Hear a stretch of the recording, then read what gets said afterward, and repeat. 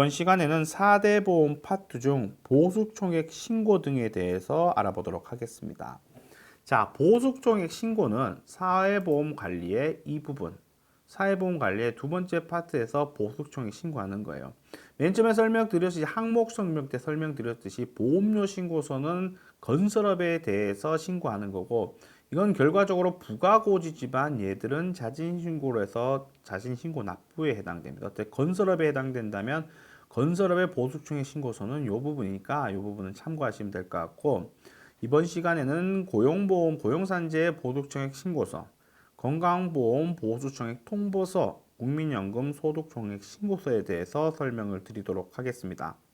신고서 서식은 별도로 크게 어렵지 않습니다. 그래서 이번 파트에서는 중점적으로 설명드릴게, 이렇게 보수총액 신고를 했었을 때 어떻게 정산이 되고 어떻게 새로 이렇게 부과가 되는지, 그 시점이 어떻게 되는지, 이런 부분을 위주로 먼저 설명을 드리고 나머지 세부적으로 이렇게 신고하는 방법에 대해서 이제 설명을 드릴게요.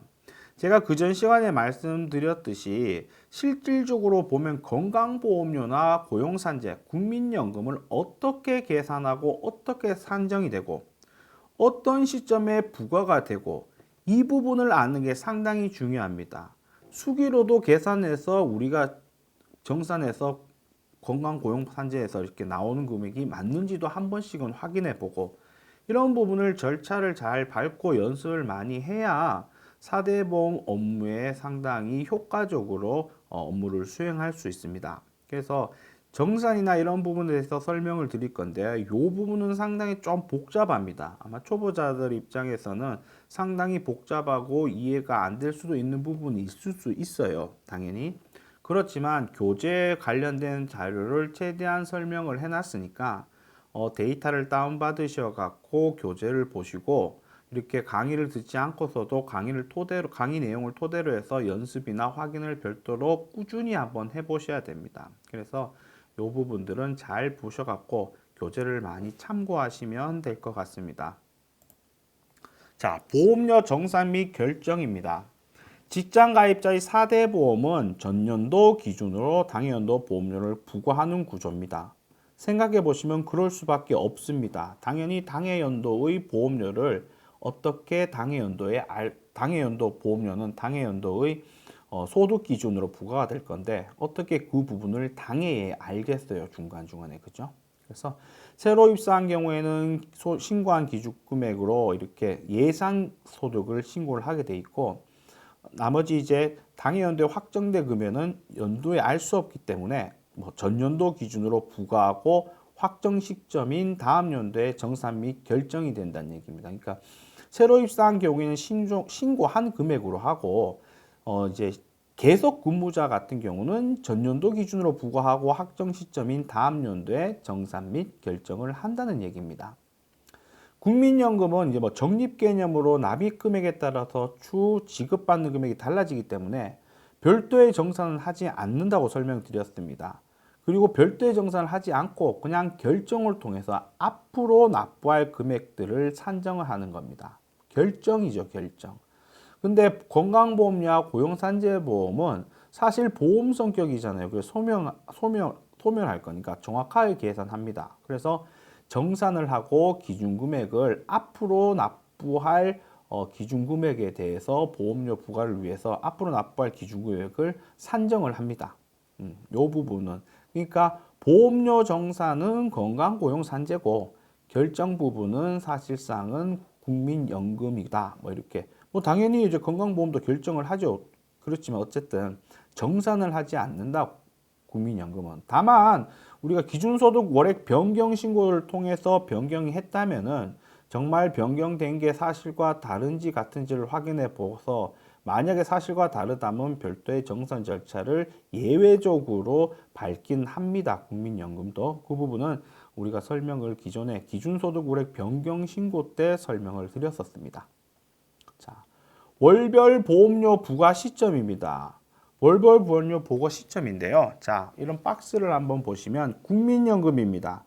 자, 이런 부분들은 잘 기억을 하셔야 돼요. 그렇게 어렵지 않은 부분인데 한 번만 잘 기억을 하시면은 뭐 될 것 같은데요.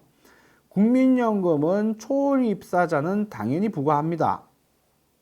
초월 입사자 외에는 부과하지 않습니다. 퇴사는요, 당연히 부과하겠죠. 왜? 퇴사는 초일 퇴사더라도 1월 1일 기준으로 퇴사하는 거기 때문에 상실은 2일 날 상실하죠. 그죠? 그래서 무조건 부과가 됩니다. 퇴사는 입사 기준만 잘 보시면 됩니다. 국민연금은 초일 입사자는 당연히 부과하지만은 초일 입사자가 아닌 거는 부과가 안 됩니다. 그런데 국민연금은 초일 입사자가 아니어도 납부 희망 시에 당호를 부과할 수 있습니다. 이 부분도 설명을 한번 저번 파트에서 드렸었습니다. 자, 건강보험입니다. 건강보험료는 부과 안 됩니다. 초일 입사하지 않았다면. 초일 입사하면 당연 부과고요. 이 건강보험료는 묻지도 따지도 않고 부과 안 합니다. 고용산재보험은 부과합니다. 고용산재보험은 일할 계산되어서 부과가 됩니다. 자, 예를 들어 한번 볼까요? 자, 예를 들어서 근로자 A라는 분이 있습니다. 입사를 3월 1일에 입사를 하셨어요. 퇴사는 9월 20일에 퇴사하셨어요. 그러면 상실일은 9월 21일이 되겠죠. 그러면 언제부터 언제까지 부과가 될까요? 1일은 무조건이라고 했죠. 그러면 3월부터 이제 9월인 7개월간 부과가 될 겁니다. 근로자 B입니다.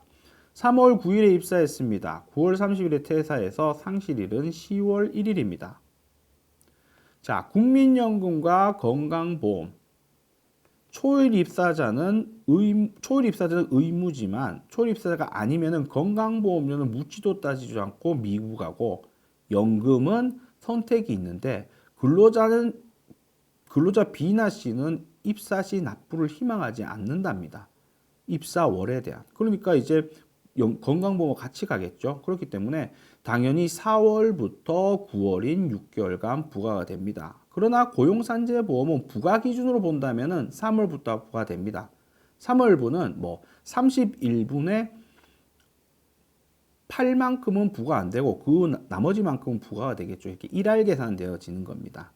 근로자 C입니다. 12월 3일 날 입사를 했습니다. 퇴사 안 하고 지금 계속 있습니다. 다음 연도부터 부과가 됩니다. 왜?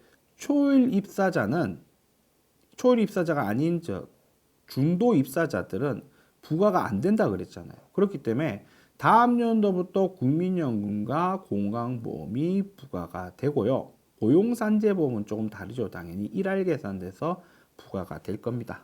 예, 이런 부분들 잘 보시기 바랍니다. 자, 기준금액의 산정입니다. 어떻게 기준금액을 산정을 하냐라는 부분. 각각은 아니지만 기본적으로 조금씩 다릅니다. 다른 이유는 충분히 있죠. 국민연금은 그렇게 정확히 계산을 할 필요성이 없기 때문에 뭐 그렇다 정도로 그냥 이해 정도로 하시면 될 것 같아요. 건강고용산재는 정확하게 해야 되죠. 왜? 정산한 부분이 있고 그 금액에 따라서 어차피 이건 소멸이니까 이건 소멸이 아니니까 뭐 이런 개념으로 이해를 높이기 위해서 제가 이렇게 설명을 드린 거예요. 그래서 국민연금 같은 경우는 입사 시 신고한 월 금액으로 계속 당분간 국민연금이 부과가 됩니다. 예를 들어 2022년 8월 달에 입사를 했는데 나는 신고한 월 급여가 300이다. 그럼 2022년 8월부터 다음 연도 6월까지 계속 그 금액이 부과가 됩니다. 건강고용산재도 마찬가지입니다. 부과 시점이나 기준은 다르겠지만 건강고용산재 같은 경우는 8월 1일에 만약에 입사를 했다면 300 기준으로 해서 다음 연도 3월 말까지 그 금액으로 부과가 되겠죠. 나머지 4월부터는 정산이 되니까 시기적으로. 정산 시기나 결정 시기가 다르다는 얘기입니다. 어쨌든 간에 신고한 급여, 최초 입사자는 신고한 급여 기준으로 어쨌든 기준금액을 산정을 해서 관련된 요율을 부과합니다. 계속 가입시입니다. 전년도 총급여액 나누기 가입기간 총수 곱하기 30일입니다. 복잡하죠? 1,000원 미만 절사입니다. 자, 이렇게 보시면 될 것 같고 밑에 예제로 보시면 좀 더 이해력이 빠를 거예요. 어쨌든 이렇게 365일, 366일 뭐 이런 식으로 해서 총 급여대로 나눠서 30일 곱해서 1,000원 미만 절사 이런 과정으로 있어서 작성을 합니다. 그러니까 뭐 뒷부분이 어쨌든 000이에요. 1,000원 미만 절사니까. 그러니까 국민연금은 끝자리가 뭐 지저분하게 나오는 경우가 별도로 없어요. 사실은 특별하게. 예. 건강고용산재입니다. 전년도 급여 나누기 개월수입니다. 개월수로 나누기면 되는데 마지막 원 단위는 절사입니다. 뭐 요즘 원 단위 다 절사죠. 사실상. 그래서 원 단위는 절사입니다. 자, 예를 들어 보겠습니다. 국민연금입니다. 국민연금과 그 외의 보험은 똑같은데 어쨌든 입사일이 2021년 7월 1일이신 분입니다. 자, 2021년 총 급여가 1,800만 원입니다. 2022년 기준금액이 얼마인가요? 자, 얘기 드렸죠. 총급여, 국민연금 같은 경우는 1,800만 원 나누기 7월 1일이니까 184일이죠. 여기 있네요. 184일. 곱하기 30 하면 어떤 금액이 나올 겁니다. 그런데 뒷자리 1,000원 미만 절사니까 그 금액이 요렇게 293만 4천 원이 되는 겁니다. 요렇게 해서 적용 시기는 2022년 7월부터 다음 연도 6월까지 이 293만 4천 원을 기준으로 해서 4.5%씩 각각 이제 사업주와 이제 근로자가 각각 반반 4.5%씩 부담을 하게 되겠죠. 자, 그 외에 나머지 세 개 보험입니다. 똑같은 경우에 해당된다면 1,800만 원 나누기 6개월이죠. 6개월 합니다. 그래서 300이 됩니다. 그래서 계속 근무자 같은 경우 국민연금과 나머지 소득의 이제 기준 금액이 조금씩 달라요. 그럴 수밖에 없습니다. 구조가 월로 나누느냐, 일로 나누느냐의 차이이기 때문에. 예, 그래서 이렇게 나머지 이제 보험들은 이 기준 300이라는 기준으로 해서 2022년 4월부터 2023년 3월까지 이제 부과가 됩니다. 자, 요 부분은 이제 앞으로 부과 부분, 앞으로 납부할 기준되는 기준금액에 대해서 설명을 드릴 거예요. 자, 보험료 정산입니다. 뭐 결정도 마찬가지지만 한번 보도록 할게요. 국민연금 기준금액의 결정식입니다. 설명드렸듯이 기준금액 변경 시점은 당해연도 7월부터 다음 연도 6월까지입니다. 그런데 우리가 국민연금 같은 경우는 우리 프레임사랑 프로에서 이 부분 국민연금 소득총액 신고서인데요. 한번 잠깐 볼까요?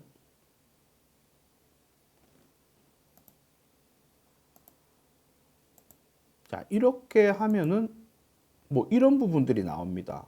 첫 번째 유형이 개인사업자 사용자, 근로소득자, 뭐 종전소득 30%, 뭐 퇴사자, 뭐 이런 부분들이 나옵니다. 자, 일반적으로 국민연금 같은 경우 근로소득 지급명세서를 구체청에 제출한 경우에는 별도로 신고 의무가 없습니다. 법인의 대표자 플러스 직원들에 대한 정상적인 지급명세서, 근로소득에 대한 지급명세서를 제출했다면 국세청 자료를 통해서 국민연금이 알아서 결정을 합니다. 그러나 개인사업자의 대표자 경우에는 별도로 5월 31일까지나 6월 30일까지 소득총액 신고서를 제출해야 됩니다. 그렇기 때문에 우리가 봤던 이 국민연금 소득총액 신고서는 여기에 1번의 개인사업자 사용자라고 되어 있죠. 나머지는 이제 소득이 상이한 우리가 국세청 자료를 받아보니까 소득이 좀 상이하다 이런 부분에 대해서 특이한 사항 부분들을 체크하지 기본적인 근로소득자 같은 경우 대표자 포함 법인의 대표자 포함 근로소득자 같은 경우는 알아서 국민연금이 7월 1일부터 새로 나옵니다. 새로운 금액으로 기준 금액으로 이제 정리가 돼서 알아서 나오는 기준 금액을 제가 위에 설명드렸던 날짜처럼 봤으니까 우리가 한번 우리 그 연말상 추가 자료 입력을 볼까요? 이때 말하는 이런 귀속기간 이런 기속기간이 상당히 근로소득 원천징수 영수증 신고할 때 상당히 중요합니다. 왜?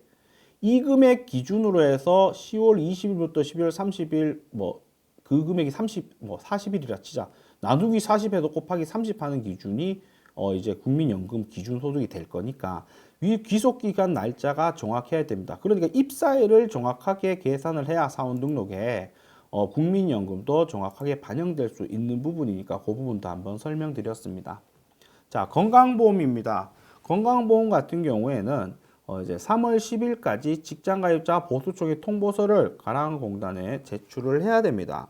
제출된 자료를 토대로 해서 4월분 보험료의 정상 금액이 부과되어서 당해 연도 4월부터 다음 연도 3월까지 변경된 기준금액으로 보험료가 부과됩니다.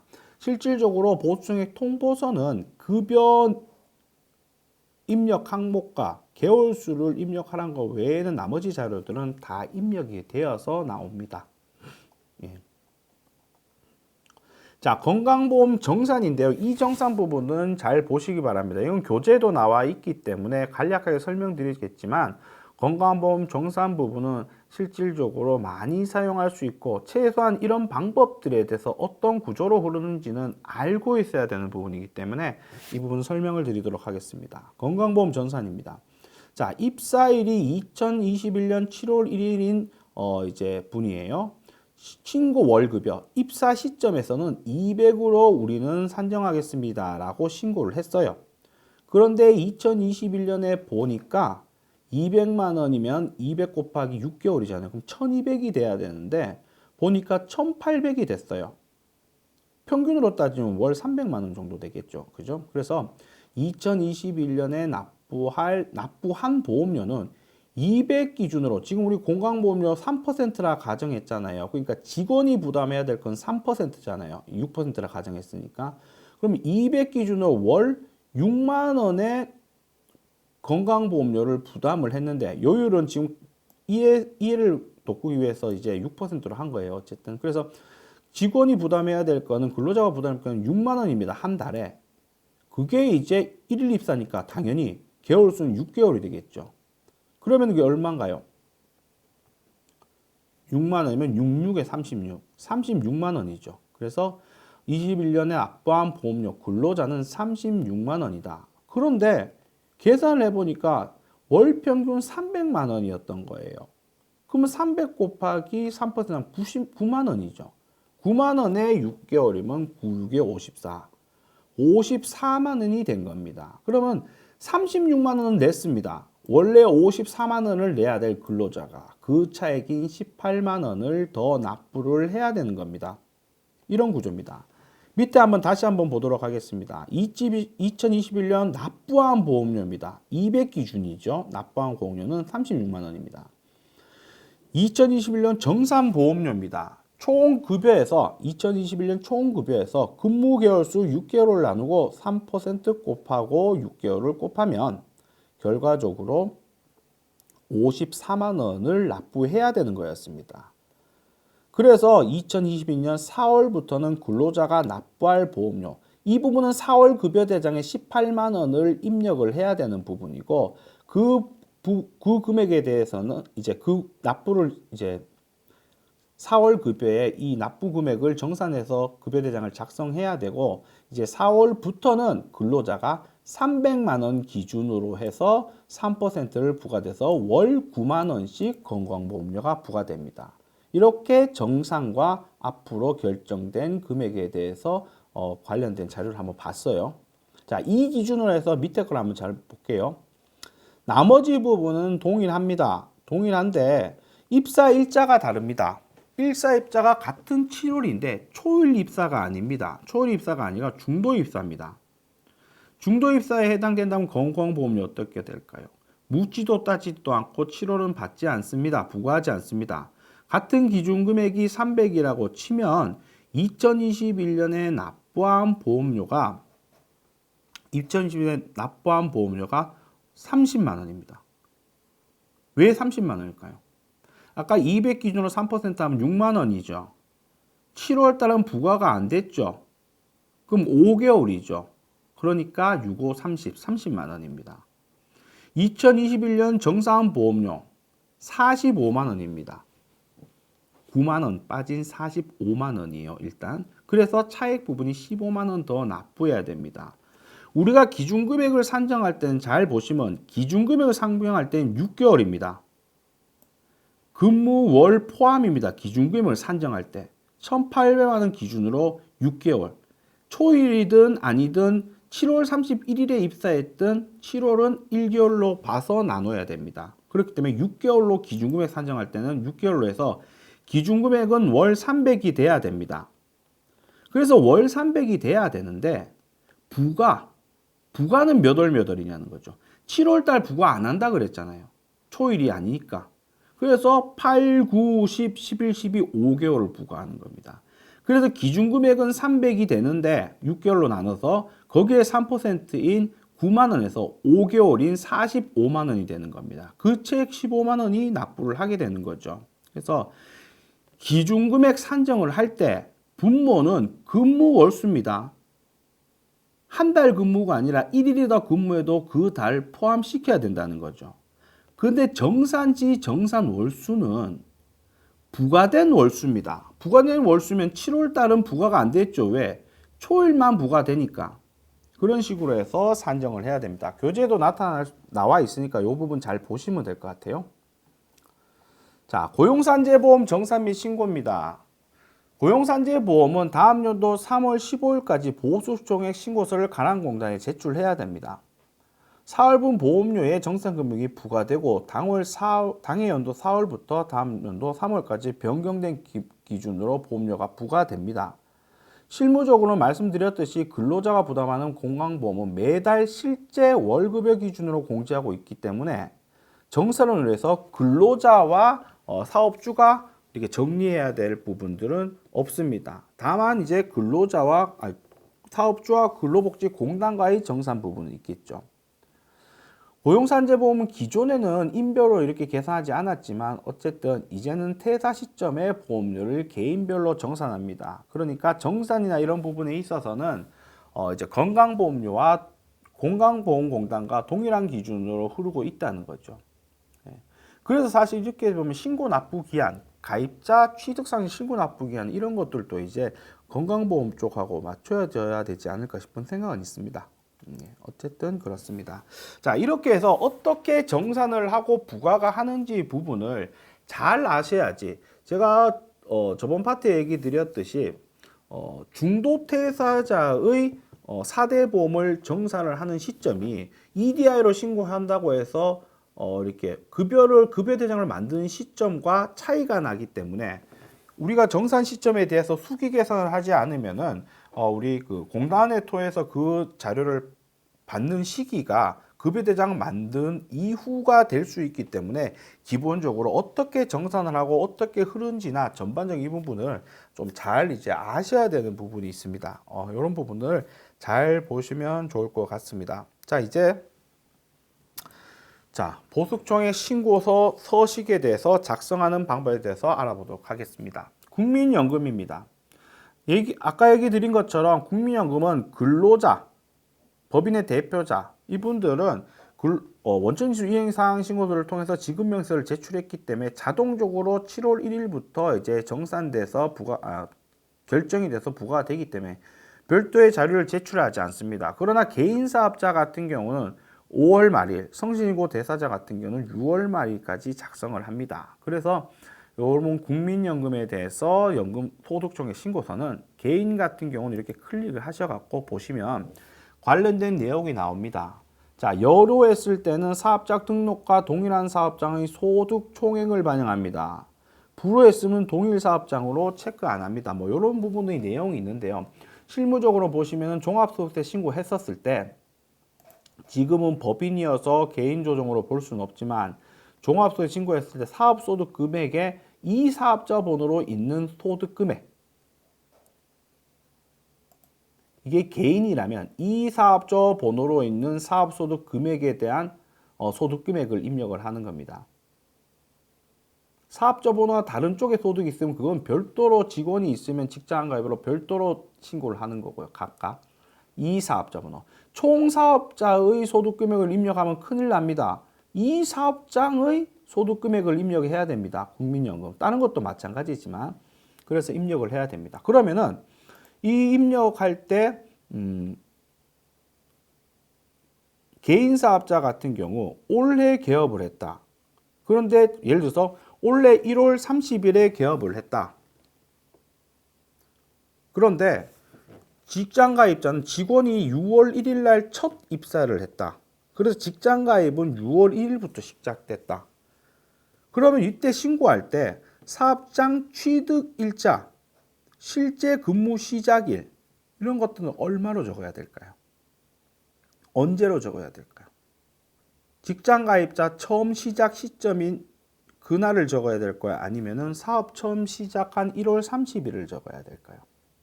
잘 생각해 보시면 될 건데요. 이 2021년 개인사업자 2021년 소득은 국민연금, 건강보험, 4대 보험 신고할 때부터 발생됐습니까? 이 소득은 직원 없었을 때부터 발생되어 왔던 거잖아요. 생각해 보시면. 그렇기 때문에 실제 근무 시작일은 개업일입니다. 1월 30일을 얘기하는 거죠. 당연한 얘기입니다. 생각해 보시면 어쨌든 그런 부분이 있고 뭐 국민연금 소득총액 신고서는 별도 특이사항은 없습니다. 자, 신고 시기나 이런 부분들은 재확인하시면 될 것 같고요. 건강보험 보수총액 통보서입니다. F2를 눌러서 확인을 합니다. 자, 제가 미리 입력해 놨습니다. 자, 지금 이 보수총액 통보서나 신고서는 언제 신고 기한이죠? 지금 이게 2021년 인사급여입니다. 2021년 소득을 연말정산을 다 끝난 2022년 3월 10일까지 신고를 해야 되죠. 그런데 보수총액 통보서나 신고서나 작성은 인사급여에 2021을 해야 될까요? 2022에서 해야 될까요? 신고는 당연히 2022년도에 하는 거지만 당연히 2021년도에 대한 거를 신고하기 때문에 인사급여 작업연도는 2021년도가 돼야 됩니다. 그렇지 않으면 이상한 결과물이 나오죠. 말도 정상적이지 않은. 예, 그런 부분은 다시 한번 생각하시면 될 것 같습니다. 자, 이 부분도 불러오기를 통해서 관련된 내역들을 잘 작성하시면 됩니다. 뭐 특별히 작성할 건 없습니다. 왜? 정상적인 급여 신고가 돼 있고 연말정산까지 돼서 최종적인 2021년 급여가 확정지어졌으면 나머지 게 다 정상적으로 등록되어 있으면 이거는 다 불러오기를 통해서 나옵니다. 예. 실무적으로 보면은 사실 보수총액 통보서가 우편으로 오게 되면 어떻게 적혀져 있냐면 이 같은 경우에는 건강보험증 번호도 나와 있고요. 취득일이나 이런 부분들도 나와 있고 전년도에 얼마를 냈는지도 이렇게 나와 있습니다. 다 여기까지. 그래서 우리가 해야 될 거는 보수총액이 1년에 얼마고요. 근무월 수는 얼마입니다. 요 부분만 작성을 하면 되는 겁니다. 그런데 우리 세무사랑 프로에서는 이 부분도 저절로 불러와지죠. 사원 등록하고 급여 자료 입력이나 뭐 연말정산 자료 입력이나 이런 부분을 토대해서 자동적으로 불러옵니다. 그래서 실질적으로 뭐 신고나 이런 부분은 특히 건강보험료는 예외사항이 크게 없기 때문에 뭐 크게 어려운 부분은 없습니다. 이런 식으로 해서 지금 같은 경우 법인이기 때문에 근로자 및 대표자의 내역들을 3월 10일까지 이제 건강보험공단에 신고를 해야 되는 겁니다. 만약 개인 사업자의 대표자라면 그 부분이라면 5월 31일까지 신고를 해야 되고 성실신고 대상자면 6월 30일까지 신고를 해야 됩니다. 왜? 성실신고 소득세 신고 기한 6월 30일까지잖아요. 보수총액 신고 같은 경우는 사업소득, 대표자 사업소득 보수총액 신고는 종합소득세가 확정지어져야 신고를 할 수 있는 거 아닙니까? 구조상. 보수총액 신고를 하고 종합소득세를 맞추고 그건 말도 안 되는 얘기잖아요. 그죠? 그러니까 이런 부분이 있다.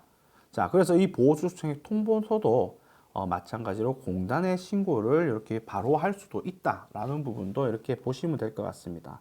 특별한 부분은 없을 것 같아요. 어쨌든 이 부분이 제일 중요한 겁니다. 입력할 수 있는 게 중요한 게 이 부분이고 이 부분은 사실상 정상적으로 했다면은 세무사랑 프로에서는 자동적으로 불러와진다는 거예요. 근데 한 번씩 확인할 필요성은 있겠죠. 그죠? 네, 이런 부분들이 있습니다. 그런데 고용산재보험은 조금은 이렇게 다른 거에 보다는 좀 주의 깊게 보셔야 됩니다. 자, 이 부분이 고용산재보험 보수 쪽의 신고인데요. 제가 F2를 눌러서 사업장을 불러와 보겠습니다. 자, 이 부분은 제가 다 입력을 한 건데요. 기본적으로 사업장을 불러오고 F11 불러오기를 통해서 불러오면 자동적으로 계산이 됩니다. 그런데 여기서 자동적으로 계산이 되는데 주의해야 될 부분들이 있습니다. 한번 불러오기 눌러볼게요. 자, 뭐 이렇게 되게 복잡하게 돼 있죠. 자, 여기서 보면 건강보수도 불러오기 뭐 이런 부분은 그냥 보시면 될 것 같고요. 고용산재 보수 불러오기 보면 사원 등록의 고용산재 여부, 일용직 사원의 고용산재 여부 설정대로 반영됩니다. 사원 등록의 대표자 여이면 불러오기 제외됩니다. 당연하죠. 대표자 같은 경우는 고용보험 대상이 아니고 산재보험 대상이 아니기 때문에 안 불러온다는 얘기입니다. 그러니까 사원 등록을 잘 등록을 해 놓으셔야 된다는 얘기죠.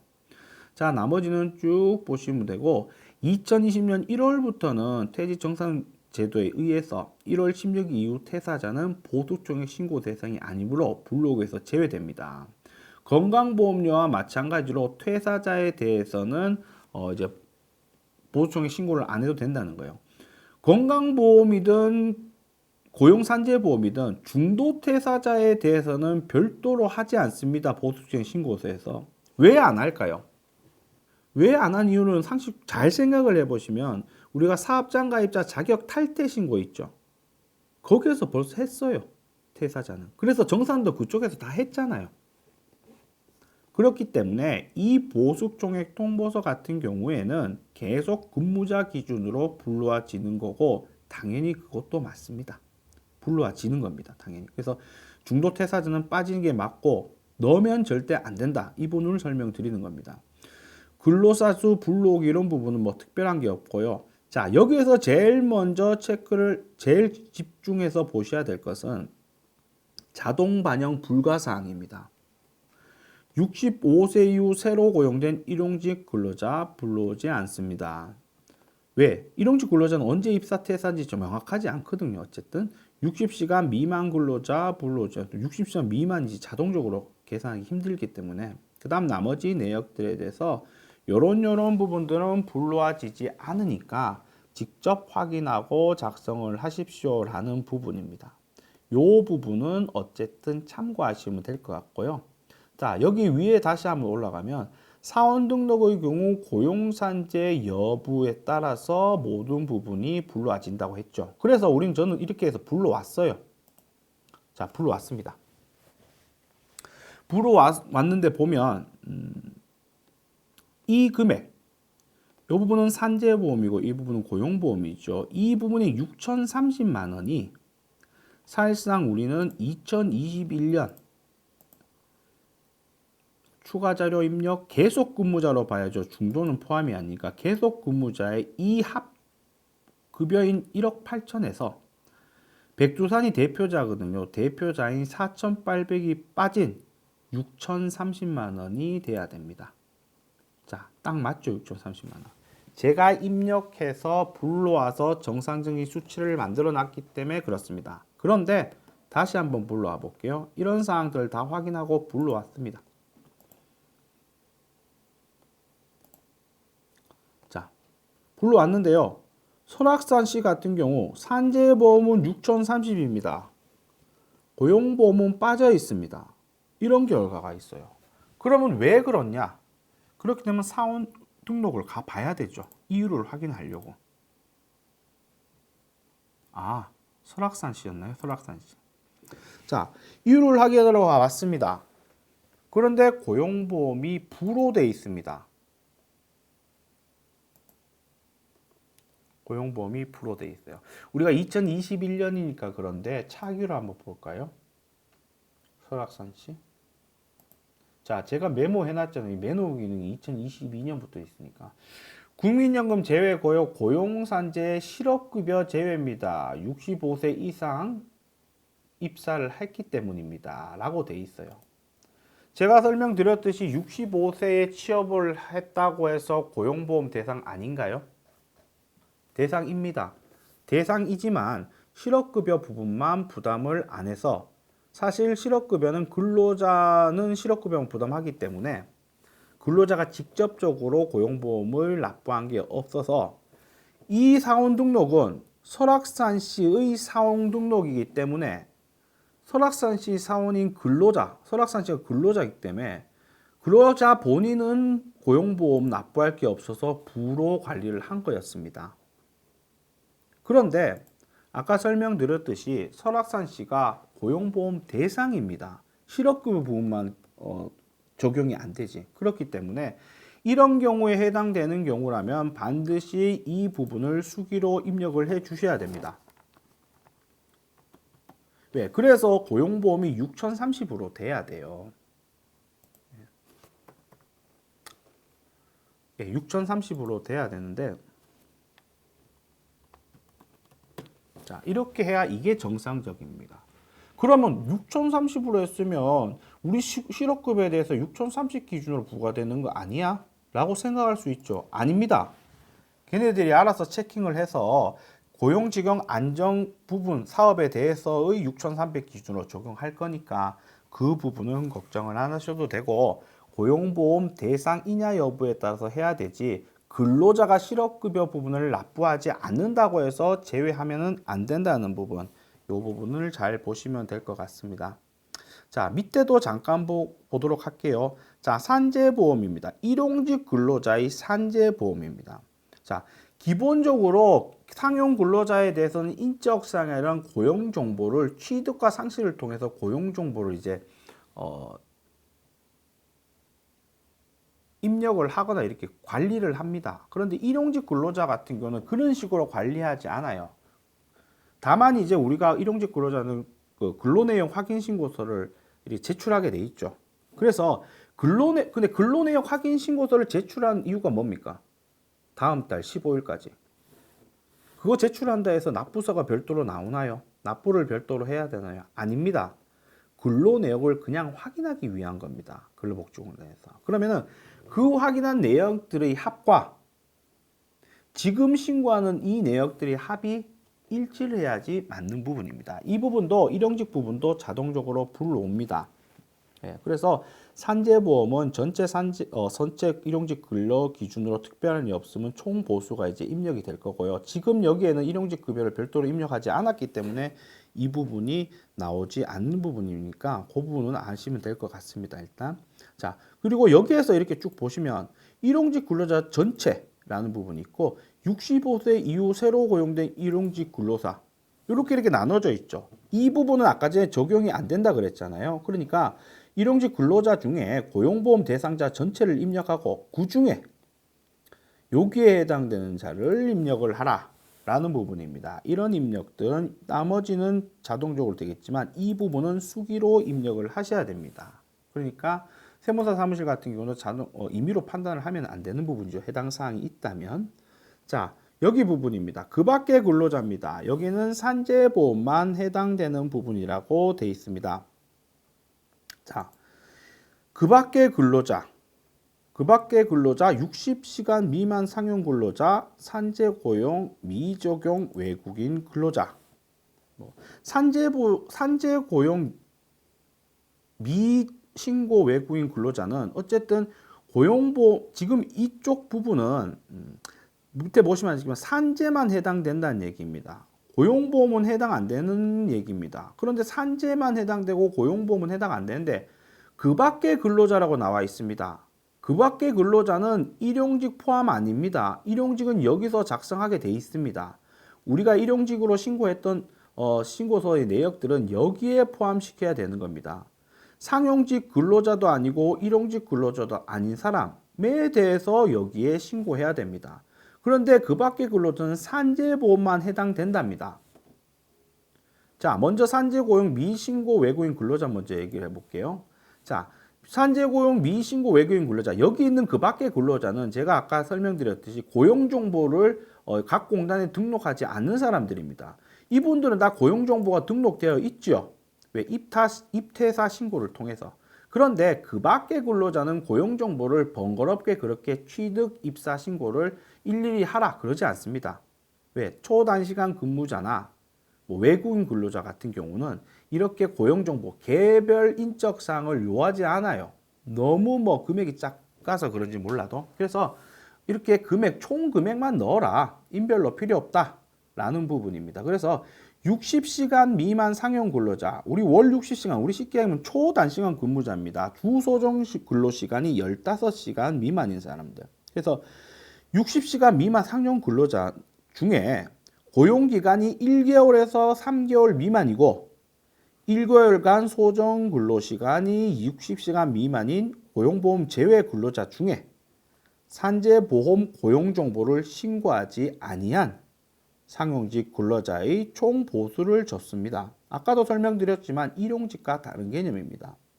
자, 우리가 보시면은 부가 중에 월 60시간 미만 상용근로자, 우리가 말하는 초단시간 근무자가 3개월 이상 근무를 한다면은 고용정보를 입력하고 이렇게 입퇴사 신고를 이 상용 근로자와 마찬가지로 신고를 해야 됩니다. 그런데 지금 방금 설명드린 것처럼 1개월에서 3개월 미만 고용기간인 사람들은 이렇게 고용정보를 입력을 하는 게 아니고 여기에 그 금액에 해당되는 총급여를 입력을 합니다. 예, 입력을 해야 되는 부분입니다. 그래서 그 대상자들은 고용보험 대상이 아니에요, 법적으로. 그래서 산재보험만 입력을 하라는 얘기입니다. 그리고 산재보험 미신고 외국인 근로자 마찬가지로 제가 설명드렸듯이 산재보험 말고 고용보험 대상 제외되는 근로자들인데 고용보험은 근로자의 체류 자격에 따라서 무조건 가입해야 되는 사람, 임의로 가입해도 되는 사람, 가입 제외인 사람 이렇게 나눠진다고 했잖아. 그 중에 가입 제외, 어쨌든 가입 안 해도 되는 사람들 그 부분에 대해서 입력을 하라는 부분입니다. 일용직 근로자와 구별을 돼야 돼요. 이분들은 초단시간 근로자 내지 외국인 근로자에 해당되는 부분입니다. 네. 이런 부분도 잘 보시면 될 것 같아요. 나머지 부분들이나 뭐 자활근로나 이런 것들은 별도 사실 뭐 특의 상황이 없고 불러온다면 각각의 급여를 어떻게 산정이 됐는지 내역을 볼 수 있는 부분이니까 이런 부분들을 각각 보시면 돼요. 여기서 중요한 거는 불러오는 기능에 대해서 자동적으로 불러오지만 설악사치처럼 65세 이상에서 어쨌든 취업을 했었을 때 사원 등록에서 고용보험을 불호했었을 때는 이 부분이 반영이 되지 않으니까 임의로 반영을 해줘야 된다. 왜? 고용보험 대상자는 맞습니다. 실업급여만 대상이 아니라는 분이기 때문에 그 부분인 거 제일 중점적으로 기억을 하시면 될 것 같고요. 나머지 일용직이나 이런 부분도 이렇게 작성하는 부분이라는 부분을 보시면 될 것 같아요. 아마 뭐 고용산재 보수총액 신고가 제일 까다롭긴 하는데 그 중에 까다롭다는 부분이지 사실상은 전반적인 보수총액 신고서는 사실 정상적인 급여만 작성이 잘 되어 있다면은 특별히 기술적으로 뭐 어렵거나 이런 부분은 없는 것 같습니다. 이상으로 보수총액 신고 등에 대해서 알아보았습니다.